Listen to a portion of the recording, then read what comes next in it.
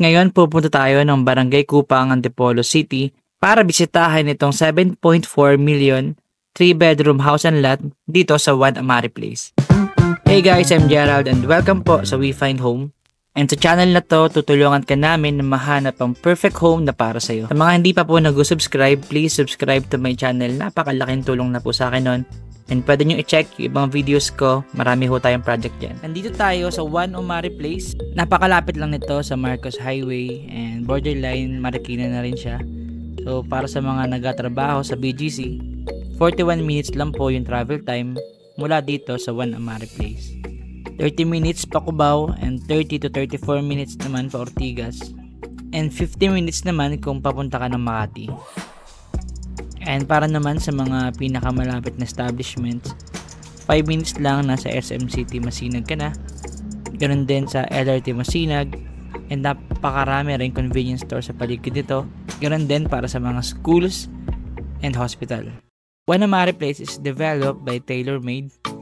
So meron lang tong 72 units and 6,300 square meter na land area.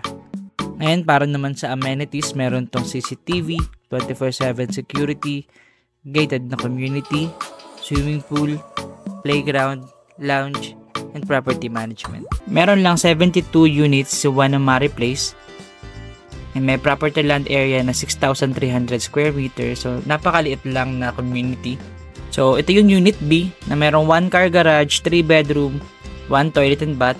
And sa mga naghahanap ng mas malaking unit, yung next video ko is meron 2 car garage and 5 bedroom, 4 toilet and bath dito rin sa One Amari Place. So, 2 unit na lang po yung available sa ganito kalaking house. And parehas siyang RFO, so pwede nyo siyang tirahan agad. Ito yung car garage. And so, pasok na tayo.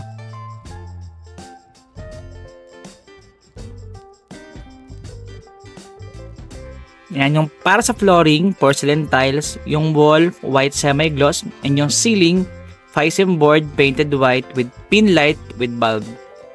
Now for inquiries, sa mga gusto kong mag-tripping and mag-inquire more about sa project, pwede nyo ako i-message sa number ko or tawagan, nasa baba naman, nasa description, nasa comment, and pwede rin naman sa Viber, WhatsApp, lalo na sa mga nasa abroad, and pwede nyo rin ako i-message through my email, iwan ko na lang sa baba. Ayan, so dito naman tayo sa kitchen. Kasama na ho yung granite countertop, laminated overhead and base cabinet, kitchen sink with gooseneck faucet. Silipin naman natin itong laundry area. Ayan. Isa sa mga nagustuhan ko talaga kay TaylorMade is usually malalaki talaga yung laundry area niya compare sa ibang mga properties within Rizal.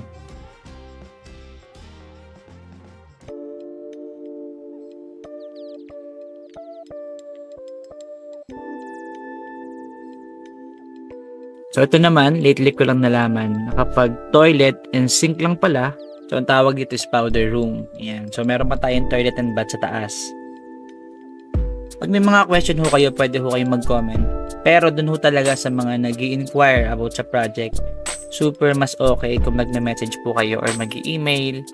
Dahil madalas ho at pag-reply ako, hindi na kayo na-notify. Kaya ang dami ho sa inyo na nag-comment, sa mga nakapanood na hindi na nila nabalikan yung comment nila. Yan, para ho sa mga may family abroad, pwede nyo i-send tong video na to dahil kinikater ko talaga yung content ko para ma-share sa mga kamag-anak natin. So dito meron tayong 3 bedroom. Ito yung bedroom number 1. Sa lahat ng bedroom, yung flooring is vinyl tiles with baseboard. Yung wall is drywall painted white and yung ceiling, Fisem board painted white with pin light bulb.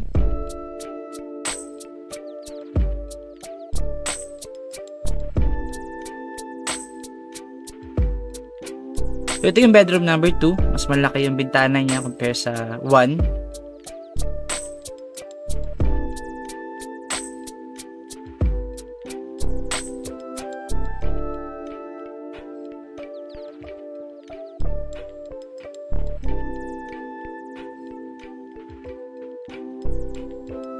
So, dito naman sa toilet and bath, yung flooring, porcelain tiles, yung wall, floor to ceiling tiles in shower area, 1 layer tile layout in toilet area.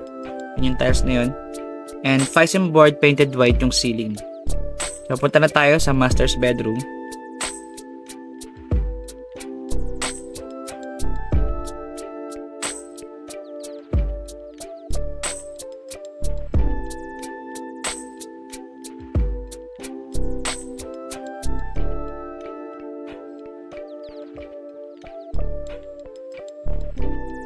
So, 2 unit na lang po, no, yung 1-car garage dito sa One Amari Place. And after that, discuss na natin yung details about sa project na to.